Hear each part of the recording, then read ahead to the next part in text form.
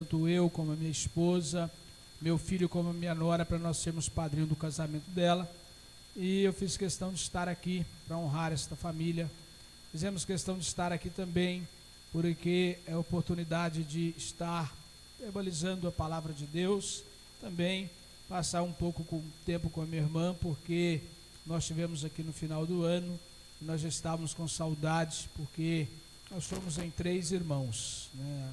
Diaconisa Elaine, que a igreja conhece, tem o irmão meu, pastor Silas, que é pastor também, que é pastor de uma igreja na cidade de Cuiabá, do nosso ministério, que fica num bairro lá em Cuiabá, e a nossa família sempre foi criada muito junta, muito unida. Então, para nós tem sido dias difíceis, bastante complicado pela ausência da Elaine lá em Cuiabá, e a gente tem vindo para Ribeirão, mas o meu sonho é poder voltar aqui daqui uns dias, levá-la de volta para a casa dela, amém? E tenho certeza que Deus vai completar essa grande obra que Ele começou na vida dela, amém? Eu não posso deixar aqui de agradecer esse ministério por toda a força. No dia 16 de fevereiro, nós estávamos lá em Cuiabá com o nosso coração apertado, porque era o aniversário dela e vocês aqui fizeram uma recepção. Então que Deus possa honrar você, Fernandes, honrar esta igreja e tudo que vocês têm feito e já fizeram, e tenho certeza que vai continuar fazendo, Deus possa honrá-los, amém, meus irmãos? Para mim que é um motivo de alegria, né? Estar com o Fernandes, tive o prazer de conhecê-los há muitos anos atrás em Cuiabá, e a gente vem gozando de uma amizade muito sincera, muito madura, e às vezes algumas coisas acontecem por aqui, a gente atravessa algumas madrugadas conversando através de uma chamada de vídeo. Eu trabalho todos os dias na igreja, chego em casa de tarde, a mesma coisa dele, e às vezes ele nos compartilha muitas coisas, e a gente ali tem acobertado a vida do Fernandes, a vida da sua família, e acobertado também essa igreja em oração, amém, meus irmãos? Amém? Aleluia. Então, muito obrigado, Fernandes, pela confiança, pelo carinho, e Deus possa retribuir na sua vida 1000 vezes mais, amém? Quando eu chego aqui sou muito amado, né? Pego ali o Ricardo, que pega o carro, que faz, tantas pessoas que a gente conheceu aqui, que Deus nos deu a oportunidade de amar, e desde o primeiro aniversário que eu estive aqui no primeiro ano, a gente vem gozando dessa amizade, e vem vendo essa igreja, né, no seu 4º ano, que vai acontecer em julho, passando grandes coisas, grandes renovações. Então Deus continue derramando graça, amém, irmãos? E eu vou embora, vou pregar em Ribeirão Preto no domingo, numa igreja do pastor Gladstone, e talvez de lá mesmo eu retorno para Cuiabá. Não vou dormir aqui no estado de São Paulo, devo dormir para frente. Então já está aqui para os irmãos que não estiverem amanhã no casamento, Deus abençoe vocês. Julho é o 4º ano do aniversário dessa igreja, diga amém. Se porventura vocês não tiverem enjoado de mim, eu vim no 1º, 2º, 3º, e ele me convidar, eu volto no 4º, amém? Então, talvez se ele me convidar, tiver coragem de me trazer de volta, em julho a gente volta aqui, amém, meus irmãos? Mas vamos deixar isso para lá agora, e vamos falar aquilo que pode transformar a sua vida. Olha para o irmão lá e diga assim: Jesus te trouxe aqui. Não, desse jeito eu não trouxe não, diga: Jesus te trouxe aqui para falar com você. Diga: exatamente com você. Amém? Então fica de pé no seu lugar, vamos ler Bíblia Sagrada, vamos ler a palavra de Deus. Quem quer ouvir a voz de Deus? Quem quer ouvir a voz de Deus? Amém? Deus colocou um texto um pouco curioso no meu coração agora à tarde. Eu estava lá em Ribeirão Preto, andando para lá e para cá, e buscando de Deus o que eu podia verbalizar aqui nessa noite, trazendo para os irmãos. E Deus colocou algo muito maravilhoso. Nós estamos no mês de março. O domingo passado nós tivemos um grande evento na nossa igreja pentecostal, falando das mulheres, porque é o Dia Internacional da Mulher, foi o Dia Internacional da Mulher. E existem mulheres na Bíblia que marcaram história e continuam marcando até o dia de hoje na terra. E esse é um texto onde uma mulher marca um grande feito em Israel. E eu quero ler com você que tem a sua Bíblia Sagrada, 2 Samuel, capítulo de número 21. 2 Samuel, capítulo 21. Eu não vou ler todos os versículos, irmãos, mas eu vou ler alguns, e você mantém aí a sua Bíblia aberta para ouvir a voz de Deus. O Espírito Santo do Senhor se faz presente aqui nesse lugar. Eu vou dizer, quem sabe os crentes não saiu para fora, né? O Espírito Santo de Deus se faz presente aqui nesse lugar. Amém? Quem crê nisso? Só quem crê que Ele está aqui, a terceira pessoa da Trindade está presente, diga: eu creio. Eu creio. Amém? Quem achou 2 Samuel capítulo 21? Diz assim a Bíblia Sagrada: houve em dias de Davi uma fome de 3 anos consecutivos. Davi consultou ao Senhor. Diga comigo: Davi consultou. Quem ele consultou? Então dá um toque no teu irmão e diga assim: o segredo é consultar a Deus. Davi consultou ao Senhor e o Senhor lhe disse: a culpa de sangue sobre Saul e sobre a sua casa, porque ele matou os gibeonitas. Então chamou o rei os gibeonitas e lhe falou: os gibeonitas não eram dos filhos de Israel, mas do resto dos amorreus, e os filhos de Israel lhe tinham jurado poupá-los. Porém Saul procurou destruí-los no seu zelo pelos filhos de Israel e de Judá. Perguntou Davi aos gibeonitas: que quereis que eu vos faça? E que resgate vos darei para que abençoeis a herança do Senhor? Então os gibeonitas lhe disseram: não é por prata nem ouro que temos questão com Saul e com sua casa, nem tampouco pretendemos matar pessoa alguma em Israel. Disse Davi: que é, pois, que quereis que eu vos faça? Responderam ao rei: quanto ao homem que nos destruiu e procurou que fôssemos assolados sem que pudéssemos subsistir em limite algum em Israel, e de seus filhos se nos deem 7 homens para que enforquemos ao Senhor em Gibeá de Saul, o eleito do Senhor. Disse o rei: eu os darei. Porém o rei poupou Mefibosete, filho de Jonatas, filho de Saul, por causa do juramento ao Senhor que entre eles houver entre Davi e Jonatas, filho de Saul. Porém tomou o rei 2 filhos de Rispa, filha de Aiá, que tinha tido de Saul, a saber, Armoni e a Mefibosete, como também os 5 filhos de Merabe, filha de Saul, que tivera de Adriel, filha de Berzlai, Meolatita, e os entregou nas mãos dos gibeonitas, os quais o enforcaram no monte perante o Senhor. Caíram 7 juntamente, foram mortos no dia da ceifa, nos primeiros dias, no princípio da ceifa de cevada. Então Rispa, diga comigo então, diga o nome dessa mulher: Rispa. Mais forte. Não estou gostando não. 1, 2, 3.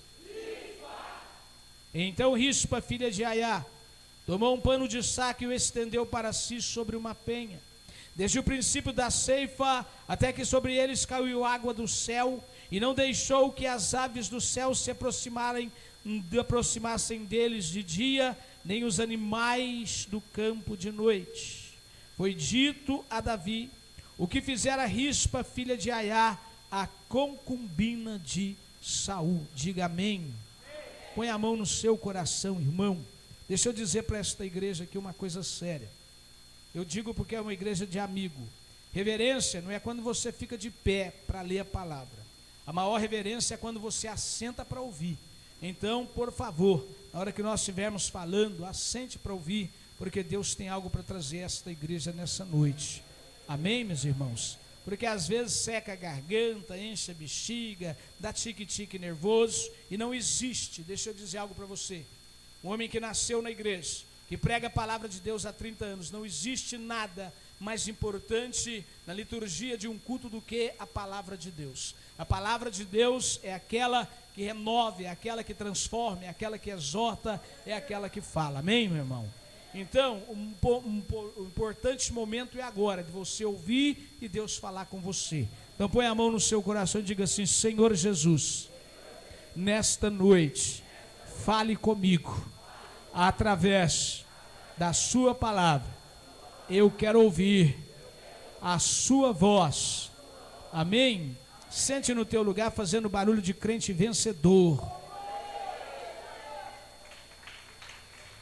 Barulho de crente vencedor, irmão. Amém? Diga glória a Deus. Aleluia. Apesar que você não é vencedor, diga para o irmão do teu lado assim: você não é vencedor. Pode dizer para minha conta, diga: você não é vencedor. Diga: você é mais que vencedor. Amém? Só quem é mais do que vencedor.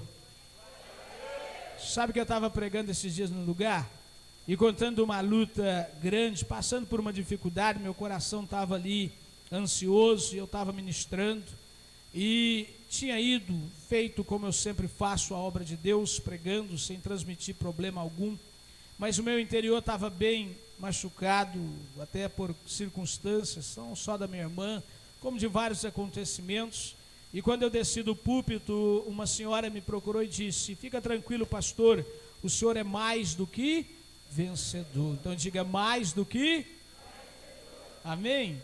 Aí eu fiquei integrado com aquela palavra, eu fui para minha casa e eu disse: Senhor, eu já preguei isso, mas eu quero relembrar a palavra mais que vencedor. Uma palavra de origem grega, diga comigo: hiper, mais forte, hiper, Nikaor. Então diga: hiper, Nikaor. Hiper significa mais, diga mais.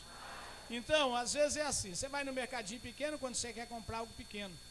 Às vezes você vai no mercado médio, agora quando você quer comprar algo e você diz que vai ser, eu tenho certeza que eu vou achar tudo, você vai no hipermercado, você vai no hipercenter, né? Então é mais. E Nikaor no grego significa vencedor. Aí a gente para analisar por que Paulo escreve esse texto para a igreja de Roma, dizendo que aqueles crentes de Roma eram mais do que. Aí você tem uma explicação, porque na perseguição de Nero tinha prazer de reunir os seus soldados e condecorá-los, dizer assim: ei, vocês são vencedores, vocês estão vencendo, são vencedores. Os romanos tinham dominado o mundo, a força deles era terrível, e é interessante que a corte italiana, ela botava para quebrar Israel. E aí então, quando acontece o cumprimento de Joel 2:28, Atos dos Apóstolos capítulo 2, quando acontece aquele movimento no cenáculo, que em Atos 1:15, 120 pessoas ali estão no cenáculo. Aí acontece a festa de Pentecoste de 120 pessoas, em Atos 2:41 vai para 3.000 pessoas, e persistindo em Atos 4:4, a Bíblia diz que já eram 5.000, então o evangelho estava crescendo, e muitos daqueles que foram cheios da graça, voltaram para Roma, e ali em Roma eles começaram a abrir a igreja, embora não era igreja, porque templo como esse, só na terceira era cristã, a partir de Constantino, que foi liberado construir. Então eles reuniam escondidos, reuniam em casas, faziam algumas sinagogas e eles adoravam a Deus. E Paulo ainda não tinha ido a Roma. Paulo sabia do crescimento da igreja, que era resultado daqueles irmãos que estavam na festa da primícia. Então o fundador da igreja de Roma não foi Paulo e não foi Pedro. Os fundadores da igreja de Roma foram resultados de Atos dos Apóstolos capítulo 2. E é interessante, por quê? Porque eles estavam ali, passando luta, perseverando na fé, mas Nero tinha uma perseguição. Aí Paulo começou a enxergar, mas é interessante o que é o povo de Deus. Quando Nero, pastor Fernandes, matava um crente, Deus levantava 10. Quando Nero matava 10, Deus levantava 100. Quando Nero matava 100, Deus levantava 1.000. Diga amém. E aí então, mas Nero reunia o povo uma vez por mês e dizia: somos vencedores. Aí Paulo diz: vamos fazer o seguinte, vamos atacar o reino de Nero, porque se Nero, o seu exército, fabrica vencedor, levanta a mão para cá, levanta. A igreja do Senhor, ela fabrica mais do que vencedor. Diga para o irmão do teu lado, diga assim: você é mais do que vencedor. Dá uma falada no grego para ele, diga assim: você é hipernicaor. Mais do que vencedor. Quem é mais do que vencedor aqui? Vem, levanta a sua mão que eu quero profetizar. Quem é? Quem é mais? Quem veio aqui buscar uma vitória e vai dizer: ei, se Nero fabrica vencedor, o Cristo que eu prego, que eu sirvo, o Cristo que eu adoro, ele fabrica mais do que vencedor. Então dá uma cutucada no teu irmão e diga: você é mais do que vencedor, querido. Diga amém. Então é isso, nós somos mais do que, embora tenhamos luta, adversidade, mas nós somos mais do que vencedores, amém? Deixa eu contextualizar isso aqui. É interessante que Davi estava próximo a se encontrar com o Senhor, e antes dele criar o censo, a Bíblia diz, aqui no capítulo 21 de 2 Samuel, que houve uma fome de 3 anos consecutivos, e quando essa fome chegou, o primeiro ano Davi se calou, o segundo ano Davi se calou, mas o terceiro ano Davi olhava e dizia: para aí, eu consertei a minha casa, eu fiz o que era reto, nada de que eu fiz na minha vida eu deixei de consultar a Deus. Se existem territórios favoráveis em Israel, eu fiz. Israel nessa época estava sem adversário, essa fome foi permitida por Deus. Então muita gente elogia o reino de Salomão, que foi 40 anos de um reino pacífico, mas quando Salomão assume, Davi já tinha destruído os inimigos. Então durante 40 anos Salomão viveu um tempo de paz, porque o seu pai lhe deixou um trono de paz. Agora Davi está em paz, Davi se levantou, Davi era respeitado, as pessoas olhavam para ele e diziam: ei, não tem como abater esse homem. Em 2 versões na Bíblia, em 2 versículos, a Bíblia diz que Davi era o homem segundo o coração de Deus. Ele suportou a fome no primeiro ano, ele suportou a fome no segundo ano, ele suportou a fome até o terceiro ano, mas quando ele viu que a fome aumentou, ele resolve tomar uma atitude. Diga: resolve tomar uma atitude. Então olha, diga assim: eu vou tomar atitude.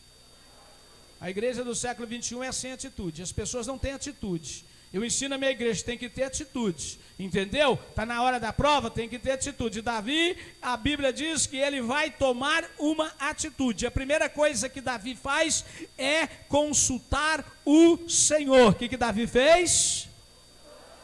E você, quando está na prova, consulta a Deus? Você, quando está na prova, vai chorar, vai ligar para o pastor reclamando, vai falar mal da sua vida, ou você vai para os pés do Senhor? A nossa resposta maior vem de Deus. Davi consultou ao Senhor, e eu profetizo aqui na comunidade Fogo e Glória: ei, você quer uma experiência diferente com Deus? Então você tem que consultar o Senhor. Quem é que está me entendendo? Você tem que consultar o Senhor. Diga amém. É interessante, Davi consulta o Senhor, e a Bíblia diz que Deus, Ricardo, se torna favorável a Davi. Deus vai responder, olha comigo aqui. Aí ele vai responder que havia um pecado sobre a vida de Gibeon, ou descendentes dos gibeonitas. Gibeon, a tribo de Gibeon era uma nação que tinha saído dos amorreus. E aí eu vou trabalhar um pouco na história. A Bíblia Sagrada diz no livro de Josué, capítulo de número 9. A gente acompanha Josué no seu chamado no capítulo de número 1. Deus o chama no capítulo de número 2. Deus vai fazer coisas tremendas na vida dele, preparando ele. No capítulo 3 ele passa o Jordão e ele vai viver um momento novo, um lugar novo com a Arca da Aliança. No capítulo 4 ele levanta 12 pedras ali para trazer o memorial. No capítulo 5 ele chama todos os machos de Israel e diz: quer entrar na terra de Canaã? Quer entrar? Nós queremos entrar. Pois é, mas nós só vamos entrar na terra de Canaã se todos os machos que não foram circuncidados forem circuncidados. Eles derramaram sangue na terra, e quando eles derramaram sangue na terra, a Bíblia diz aí no capítulo de número 2 de Josué, que além disso ele tinha mandado espias para espiar a terra de Canaã. E no capítulo 6 eles vão invadir a terra central de Canaã e derrubar as muralhas de Jericó, tocando o chifre de carneiro, levando a Arca da Aliança. No capítulo 7 vem um problema. O problema no capítulo 7 é que tinha um homem que não acostumou muito a guardar as coisas do Senhor por nome de Acã. E Deus não queria que nada fosse tirado de Jericó. Mas Acã pegou uma capa, e quando eles vão então, indo embora, festejando, vem uma tribo pequenininha por nome de Ai. No capítulo 7 diz que eles foram envergonhados. Foram o quê? E aí Josué perde para Ai, e Josué diz: como que pode? Nós acostumamos a vencer todas as batalhas, nós não vamos conseguir vencer a Ai? E aí então, quando Josué, diga comigo, Josué consultou o Senhor. Diga para o irmão do lado assim: então aprenda nessa noite a primeira. O segredo é consultar a Deus. Diga amém.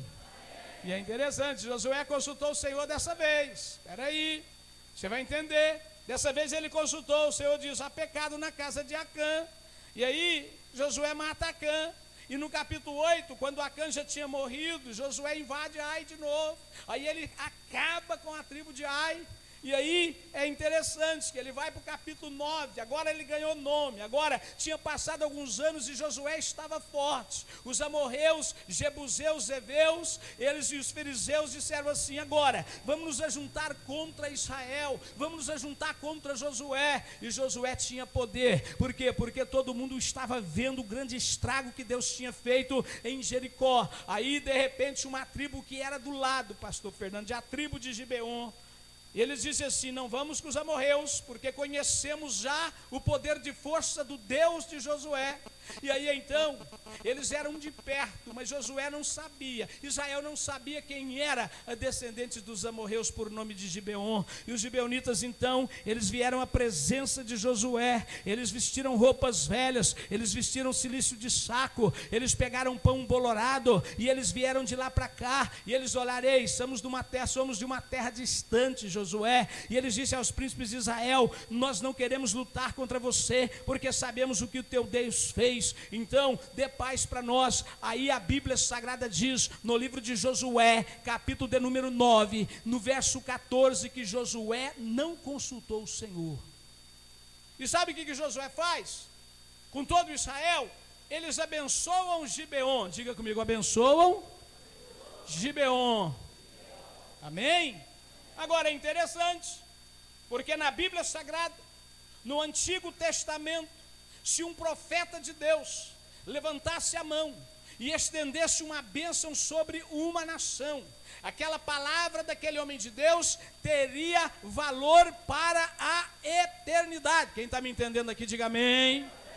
Josué não consultou o Senhor, ele não quis saber de onde era a tribo de Gibeon. Eles levantaram e prometeram dizendo: ninguém fará em Israel, enquanto vocês viverem, mal a vocês, vocês serão sempre protegidos. E diz a palavra do Senhor que 2, 3 dias mais tarde, Josué descobriu a besteira que tinha feito, e Josué se arrependeu. E Josué chamou os gibeonitas e disse: eu não posso fazer mais nada com vocês, não tem como matar vocês, não tem como destruir vocês, mas eu vou dar um castigo para vocês, um castigo santo para vocês. A partir de agora, vocês serão cortadores de lenha e acendedores de fogo do altar. Então a tribo de Gibeon, a partir daquele momento, eles viviam cortando lenha para estar esquentando o holocausto ali diante do altar do Senhor. Mas havia uma promessa. Eu não comecei a pregar ainda, mas você tem que entender. Eu sei que é um pouco complicado, mas segura na mão do teu irmão, diga assim para ele: Josué deu a palavra que não mataria os gibeonitas. Josué deu a palavra, quem entendeu? Quem já entendeu que Josué deu a palavra? Diga amém. Josué prometeu, Josué vai morrer, a nação de Israel entra numa era monarca de juízes, os juízes vão governando, e de repente a nação de Israel olha e diz assim: chega de juiz, todo mundo tem rei, nós não temos rei. Aí a nação de Israel chama Samuel já velho. Abias e Joel tinham cometido algumas coisas, que eram os filhos de Samuel, que desagradaram o povo, mas Samuel era um homem na presença de Deus, era profeta e juiz. Aí ele chama dizendo assim: nós não queremos mais ser governado por juiz, nós queremos rei, assim como todas as nações têm rei, nós queremos rei. Aí você vai ver em 1 Samuel, a partir do capítulo de número 9, aonde eles escolhem um rei, eles vão escolher Saul como rei. Eles queriam um rei e Deus deu Saul. Saul começa muito bem, mas Saul termina muito mal. Diga para o irmão do teu lado assim: na igreja, o segredo não é começar muito bem. Diga: no evangelho, o importante é terminar muito bem. Diga amém. Saul faz tanta coisa errada que nós precisaríamos de 2 seminários para falar sobre ele. Mas é interessante. Saul vai cometer um erro grande. Saul vai cometer uma gafe, uma coisa terrível. A sua primeira filha, Milca, aquela que era esposa de Davi, não tinha filho, mas Meriba tinha 5 filhos. Meriba gerou, e Saul tinha um direito de rei. Ele vai lá e pega uma concubina. Aí sim, não só os filhos de Saul, porque a Bíblia Sagrada nem relata o nome da mulher de Saul, mas com a mulher ele teve 5 filhos também. Agora, com a concubina Rispa, ele teve 2 filhos. Então, Rispa era uma concubina, não era israelita, mas ela deu 2 filhos a Saul. E Saul então, ele vai quebrar lá na frente um juramento de Josué. Quem é que está entendendo? Josué prometeu que não mataria os gibeonitas. Quem entendeu isso, diga amém. Mas Saul mata. Saul vai matar algum dos gibeonitas. Saul tinha um desejo de acabar com a tribo de Gibeon. E é interessante, ele faz isso, ele machuca o Gibeon. E Deus leva a sério a palavra de um profeta, Fernandes. E Davi, entendeu? Ele vai assumir. 1 Samuel capítulo 16, quando Saul estava fazendo tanta coisa errada, Samuel tinha dó. Aí Deus olha para Samuel e disse: até quando terás tu pena de Saul, tendo eu o rejeitado como rei do meu povo? Enche teu chifre de carneiro de azeite, vai até a casa de Jessé, porque dentre os filhos de Jessé tem um que será rei no lugar de Saul. Diga glória a Deus.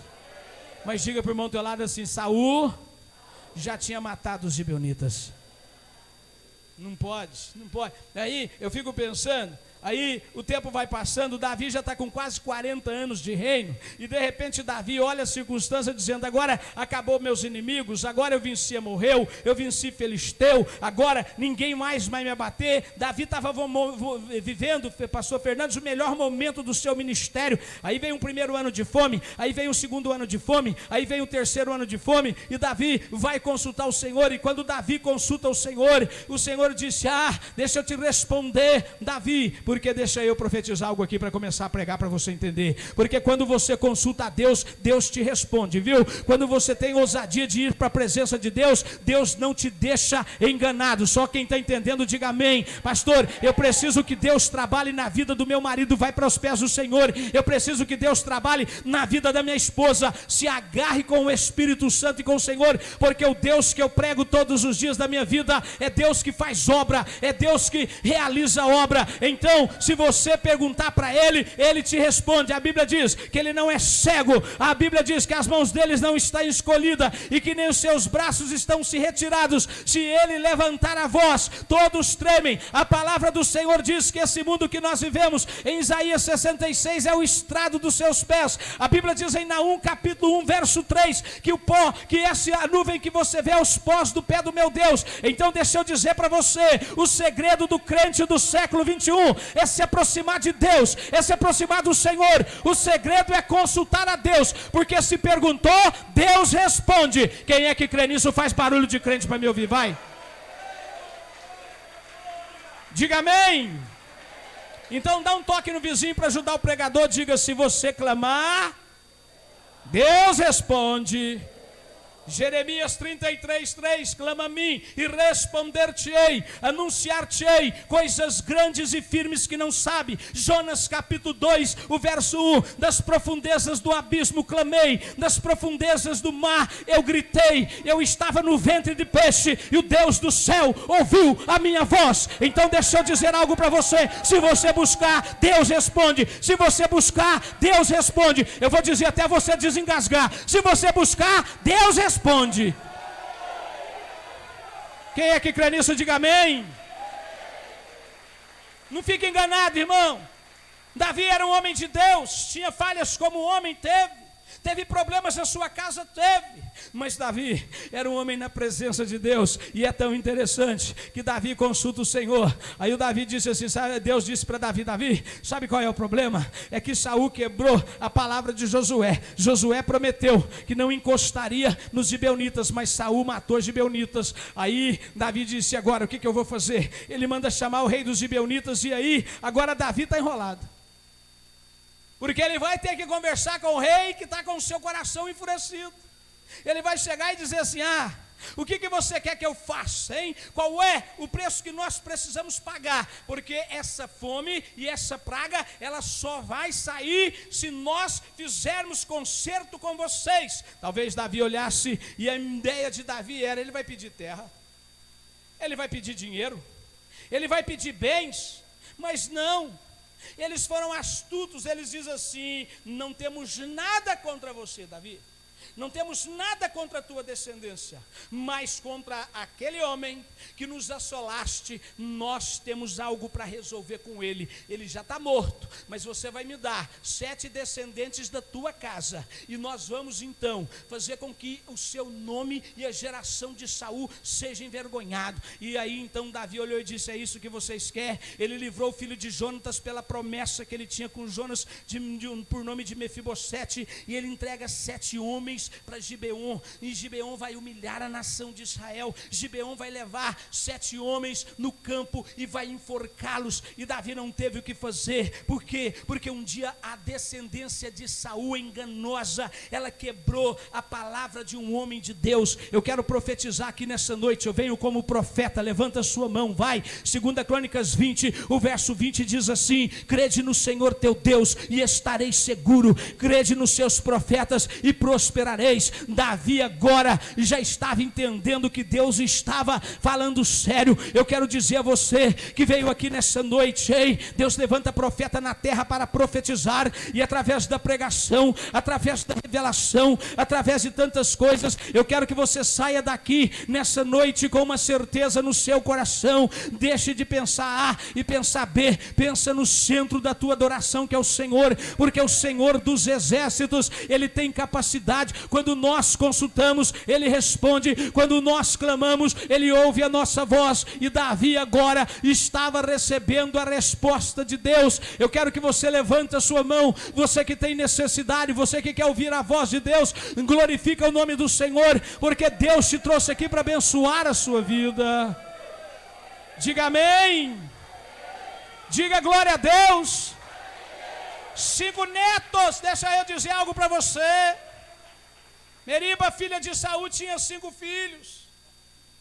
E aí então Davi pegou os 5 filhos da filha de Saul e entregou para Gibeon. Mas a situação vai piorar, porque Rispa, filha de Aiá, foi concubina de Saul, e ela tinha 2 filhos que eram filhos de Saul.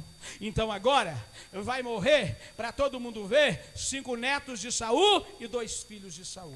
Eles foram enforcados. Aí Davi, quando enforcou, a Bíblia Sagrada diz então que quando eles foram enforcados, Davi volta para o seu reino, e Deus manda dizer, diga para Davi que a fome agora está tirada de Israel, e os termos voltarão ao normal, e aí então a chuva voltará a cair, e aquilo que plantar vai nascer, aquilo que você semear, Deus vai honrar. Diga glória a Deus.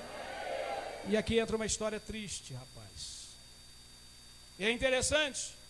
Diga com o nome, diga para o irmão do teu lado assim, o nome da concubina é Rispa. Rispa conhecia a lei, Fernandes. Ela olhou e disse assim, não, está errado. Eles não podem ficar jogados no campo. Os meus filhos não vão ficar aqui. É interessante que aquela mãe, ela não estava mais clamando pela vida dos filhos, porque os 2 filhos tinham morrido. Aquela mãe não estava com o filho no hospital. Aquela mãe não estava com o filho nas drogas. Aquela mãe não estava com o filho encarcerado. Aquela mãe estava com os filhos mortos jogados no campo.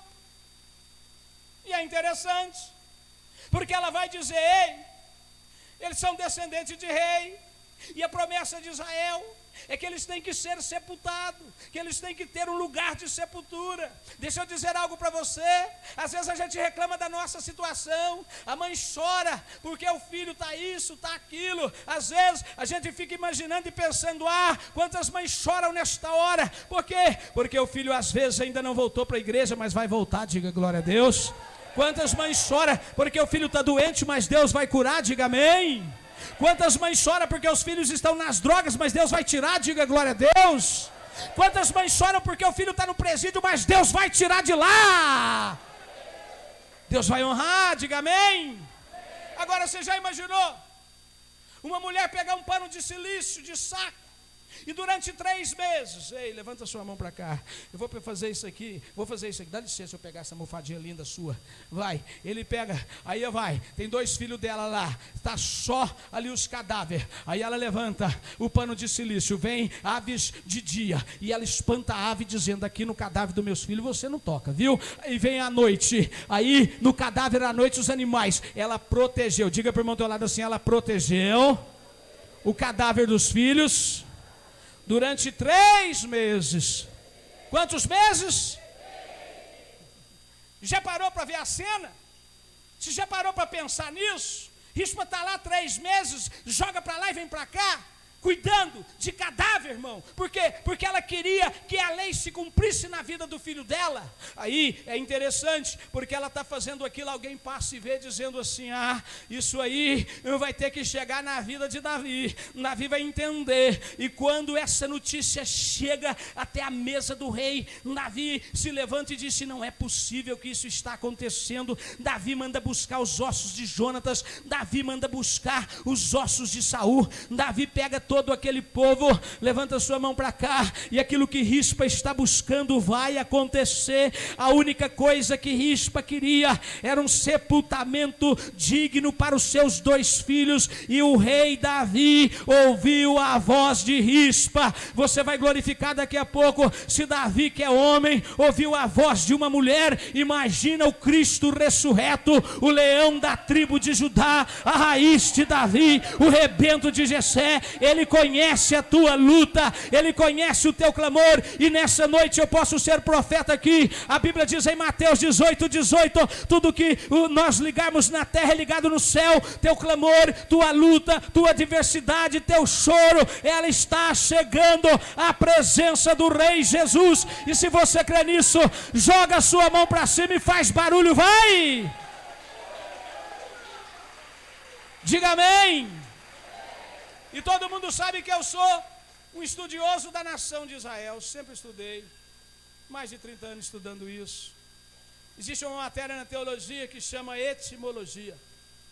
A etimologia é a matéria que você estuda o significado do nome. Por exemplo, 1 Crônicas capítulo 4, 9 e 10 fala de Jabes. A Bíblia diz no verso 9, e é interessante, porque 1 Crônica 1, 2, 3, 4 e 5 é só genealogia. Mas alguém para a genealogia para citar Jabes. Aí o verso 9 diz, e Jabes foi mais ilustre do que os seus irmãos, e a sua mãe lhe chamou Jabes porque com dores ela deu à luz. Aí, qual era o significado do nome de Jabes na etimologia? Aquele que acrescenta dor, aquele que traz dor. Então você vai ver que cada nome desses homens na Bíblia tem um significado. Joel, Javé é salvação, Ezequiel, Deus é salvação, e assim por vem. Agora, o nome de Rispa eu achei engraçado e esquisito. Significado do nome de Rispa. Segura na mão do teu irmão e diga assim, Rispa. Nossa, eu vou sentar aqui até eles animar de novo. Rispa significa pavimentada. Aí eu disse, Senhor, o que eu vou tirar de pavimentada? O que eu posso pregar se o nome da mulher significa pavimentada ou pavimentação? As duas origens do nome de Rispa. Aí eu fui pensando, eu estava viajando com o meu carro, vim de caminhonete, comprei um carro baixo, o Júnior já passou numa pedra, um asfalto ruim, acabado, cheio de buraco. Aí eu vinha de lá para cá, porque tudo na minha vida vira mensagem. E eu estou dizendo, lembrei de Rispa, rapaz, esse asfalto está acabado, está cheio de buraco, e o nome dela é Pavimentada, pavimentação. E Deus me trouxe aqui nessa noite para você entender. Levanta a sua mão, levanta. Eu não sei como está a tua vida, a estrada do seu caminho, a estrada do teu casamento, a estrada da tua vida financeira. Eu não sei se ela está cheia de buracos, se ela está cheia de ondulações, se ela está cheia de quebras-molas, mas Deus me traz aqui nessa noite para dizer que Rispa pavimentou a sua vida, que Rispa pavimentou a sua estrada, que Rispa queria e recebeu. E Deus nessa noite me traz aqui dizendo que vai pavimentar a sua vida sim. Pastor, a minha vida tem defeito, a minha vida tem buraco, meu casamento está defeituoso, a minha vida espiritual está defeituosa. Nessa noite o Espírito Santo do Senhor, ele vem para dizer para você que ele é capaz de pavimentar a sua vida, a sua casa, a sua família. E ele está aqui nessa noite para trazer uma pavimentação nesta igreja e neste ministério. E se você crê e precisa que Deus conserte a estrada da sua vida, joga a mão para cima e faz barulho de crente que eu quero ouvir, vai! Talvez o irmão não entendeu porque que ele veio aqui nessa noite. Segura na mão dele e diga assim: é esta noite que Deus vai pavimentar a sua vida. Vai, irmão. Vida pessoal, vida financeira, vida profissional. Eu vou profetizando aqui, esse crente entrou para dentro, levanta a mão, vai, irmão, porque ninguém nunca me viu nervoso aqui. Levanta a sua mão, vai. Eu quero profetizar que Deus nessa noite te trouxe aqui, pastor. Existe na estrada da minha vida alguns lugares bem consertados, mas outros cheios de buraco, outros cheios de desnivelações. Eu quero, pastor, que nessa noite essa palavra entre na minha vida. E Deus te trouxe aqui, porque Rispa pavimentou a sua mente, o seu coração. Ela disse: não, eu não vou aceitar. Meus filhos terão enterro digno, meus filhos serão dignos. E eu quero profetizar: Deus está pavimentando nessa noite esta casa, Deus está pavimentando esta noite esse ministério, mas está pavimentando a mim e pavimentando você. Pastor, precisa sim ser arrumada a minha vida pessoal. Deus te dá graça, meu irmão, Deus te dá graça, minha irmã. Está lá no profissional, é algo que está lá, às vezes você precisando que Deus controle, que Deus passe a régua com seu rolo santo compressor. Nessa noite Deus me traz na condição de profeta para dizer a você que a pavimentação chega, que o Deus que eu sirvo é tremendo. E se você crê nisso, joga a sua mão para cima e faz barulho de crente, vai! Diga amém. Deixa eu dizer algo para você antes de encerrar. Deus chama um construtor, um artífice, disse assim: converse com Moisés, porque eu quero formar a arca da aliança. É interessante, Fernandes, que a arca da aliança, ela foi construída de madeira de acácia. Diga comigo: madeira de acácia. Amém? Qual era o defeito da madeira de acácia? Madeira de acácia, você olhava nela, ela tinha nós, ela era cheia de nó. Aí, quando a arca ficou pronta, Deus viu os nós. Aí Deus disse assim: não está legal. Vamos fazer o seguinte: nós vamos tampar esses nós com ouro de Ofir, o ouro refinado. Então diga para o irmão do teu lado assim: todos os nós que havia na madeira da arca foram tampadas com ouro. Agora você vai aprender algo que é teológico. Diga para o irmão do teu lado assim: a madeira da arca significa o homem. Diga: o homem pode chegar com defeito, com nó, destruído, mas o sangue do Cordeiro, levanta a sua mão, vai cobrir este nó, vai cobrir esta vida, e dos teus pecados Deus não se lembra mais, porque o sangue de Jesus é pavimentador, o sangue de Jesus é a pavimentação do cristão. Eu estou aqui pregando para pessoas que vieram aqui nessa noite buscando esperança, que vieram aqui nessa noite talvez questionando a Deus. Deus te trouxe aqui nessa noite para dizer: ei, abra os seus olhos, permaneça com teus pés nesta casa, firme neste fundamento, porque eu sou o Deus que vou pavimentar, eu sou o Deus que vou derramar a gota do meu sangue, eu sou o Deus que vou me fortificar. Levanta a sua mão e faz barulho de crente, que eu quero ouvir aí, irmão, vai!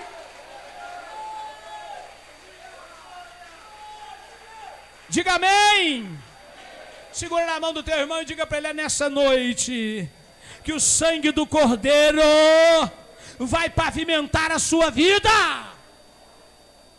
Quem é que crê nisso, diga amém. Diga aleluia. E eu quero encerrar dizendo algo para você.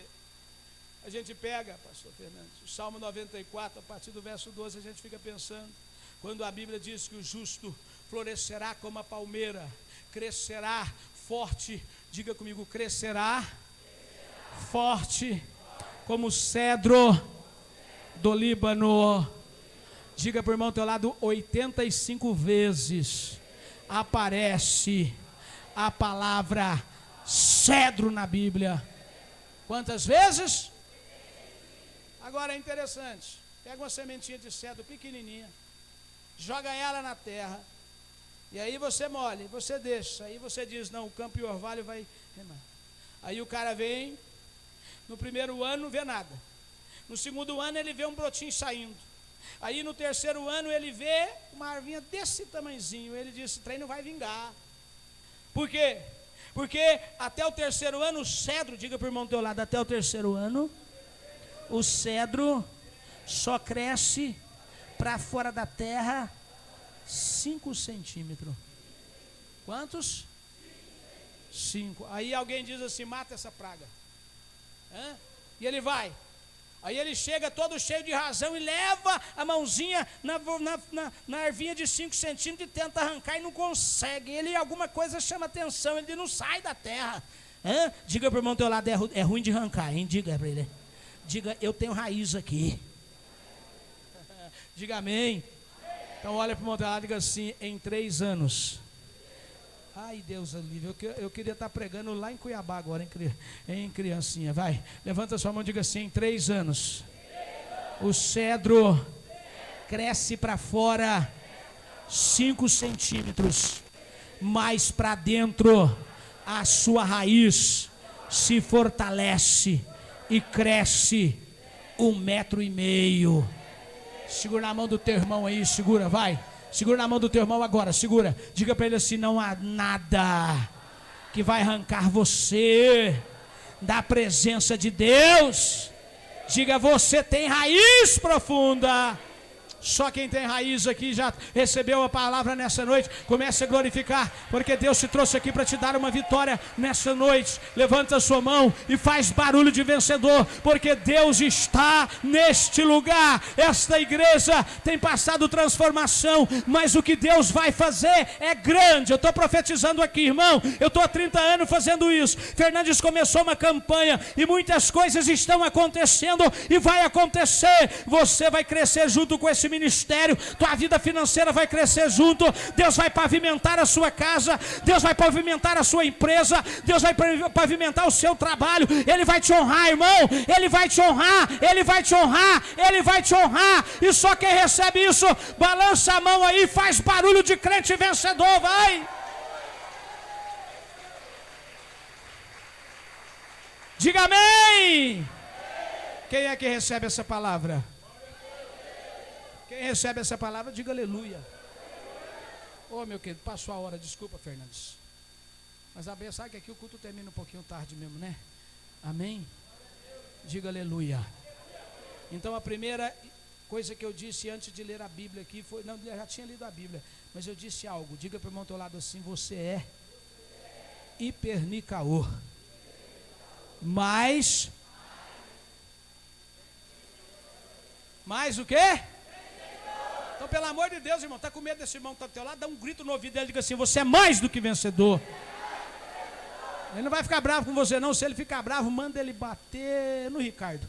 Amém? Levanta a sua mão para cá, vai. Quem é que toma posse dessa palavra? Diga comigo assim, nesta noite, Deus me trouxe aqui e eu recebo esta palavra. A minha vida, a minha casa, a minha família, meu trabalho será pavimentada pelo sangue de Jesus.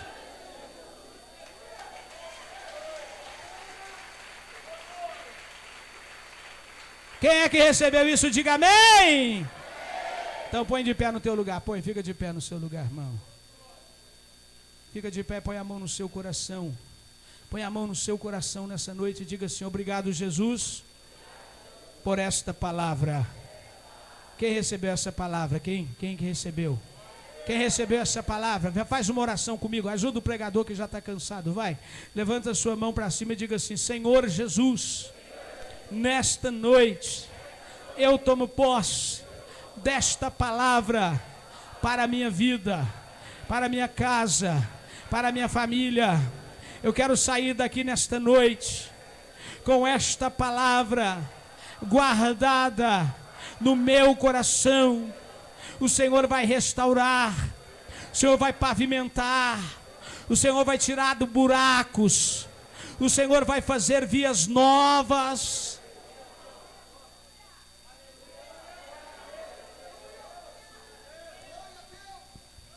Você está entendendo isso? Eu sinto a graça de Deus aqui nesse lugar. Eu sinto a graça de Deus aqui, irmão. Amém? Deus tem muita coisa para fazer. Até o aniversário dessa igreja, amém? Muita coisa Deus vai fazer nesse lugar. Se una vocês, um só pensamento. Olhe para o autor e consumador da fé. Às vezes a gente fica olhando o homem, defeito de ser humanos. Jeremias 17, verso 5 diz: maldito é o homem que confia no homem e faz do braço de carne a sua segurança. Isaías diz: a minha segurança não está em braço de carne, a minha segurança está no Senhor dos exércitos. Diga amém. Olha para o irmão do teu lado e dá um conselho para ele, que o Espírito Santo de Deus me incomoda. Diga para ele assim: aprenda uma coisa, deixa de olhar para homem. Quem está me entendendo, diga amém. Você veio aqui por quê? Por que você veio na igreja? Eu tenho um trabalho no rádio, já falei isso aqui, tem 15 anos. Aí cada lugar que a rádio anuncia, no Face, anuncia no Instagram, anuncia no site, pastor Carlos Hernandes vai pregar lá não sei aonde. Aí os ouvintes do rádio dizem: eu escuto a voz dele todo dia no rádio, mas eu tenho vontade de conhecê-lo. Um dia eu fui pregar numa igreja, e uma senhora estava meio enciumada de mim, e o pessoal, eu cheguei na porta, pastor Carlos Hernandes, todo mundo quer, porque a rádio hoje está diferente, porque tem internet, mas eu sou de uma época que você ouvia a voz do pregador no rádio e você tinha vontade de conhecê-lo, você conjecturava que ele era grande, negro, branco, do olho azul, pequeno, e as pessoas veem, até hoje tem isso em Cuiabá. E uma senhora pegou o microfone e ela disse assim: ei, para com isso, gente. Nós não viemos aqui para ver estrela de rádio. Nós não viemos aqui para ver isso, para ver aquilo. Nós não viemos aqui. A nossa estrela é diferente. A nossa estrela maior é Jesus. E eu disse amém. Só que ela esqueceu que eu ia pegar o microfone para pregar. E o pastor Carlos Hernandes não leva desaforo para casa. Eu olhei para ela e disse assim: irmã, eu concordo com você, mas você disse que aqui na sua igreja tem muita estrela, mas na minha igreja só tem uma estrela, o nome dela é Jesus de Nazaré. Diga amém. Então olha para o irmão do teu lado, diga assim: a maior estrela é Jesus. Quem é que crê nisso, diga amém. Ô Senhor da glória, suide cantari candalaba suide canda xaracandaba suide canda xerecandaba suide canda. Santo de Israel, que está aqui nessa noite, Senhor, eu quero profetizar neste altar, Senhor, que essas vidas que vieram aqui, esses irmãos que aqui se fazem presentes, Pai, que haja, Senhor, um conselho de Pedro e o seguir desse conselho, quando ele disse, Pai, que nós precisamos crescer na graça e no conhecimento. Eu profetizo isso nesta igreja, nesta noite, Pai. Eu profetizo vitória na casa dessa irmã, na casa desse irmão, Pai. Eu não sei aonde está o defeito, eu não sei onde está a luta, luta, Senhor, mas o Senhor sabe, o Senhor conhece como escreveu Davi, até o nosso assentar. Tira, Pai, tudo aquilo que não é do teu querer, repreenda a ansiedade, a angústia, a opressão, o medo, o pavor, ó Pai. Entre com a sua providência, Pai, na vida desta irmã e na vida desse irmão, Pai, assim como o Senhor, ó Pai, respondeu a oração de Rispa, Pai, aonde aquela mulher durante 3 meses cuidou do cadáver dos seus filhos para que eles tivessem de verdade um sepultamento digno. Pai, eu creio no seu poder, eu creio na ação do teu Espírito Santo, Pai. Traga milagres nesta igreja. Senhor, eu profetizo vitória, Senhor. Desamarra o que está amarrado, a porta fechada se abra, Pai, e o teu Espírito Santo, Pai, enche esse lugar com a sua providência. Seja sobre a direção desta casa, cada irmão que empunha microfone, que sobe nesse altar, aquele que simplesmente limpa essa igreja, aquele que colabora, abra as janelas do céu, descancara, Senhor, as portas favoráveis a este ministério. Seja sobre a vida de pastor Fernandes, a sua esposa pastora Adriana, a sua casa, Pai. Senhor, nós apresentamos amanhã o casamento de Sara e de Guilherme. O Senhor possa honrar, ó Pai, os detalhes finais o Senhor possa preparar, e que essa cerimônia seja uma bênção, seja, Senhor, algo que venha de Ti. Eu creio, Pai, nas ações do Teu Espírito Santo. Por isso, Senhor, nessa noite, Pai, crendo na Sua palavra, em Mateus 16 e também em Mateus 18, Pai, aonde o Senhor diz que aquilo que nós ligarmos na terra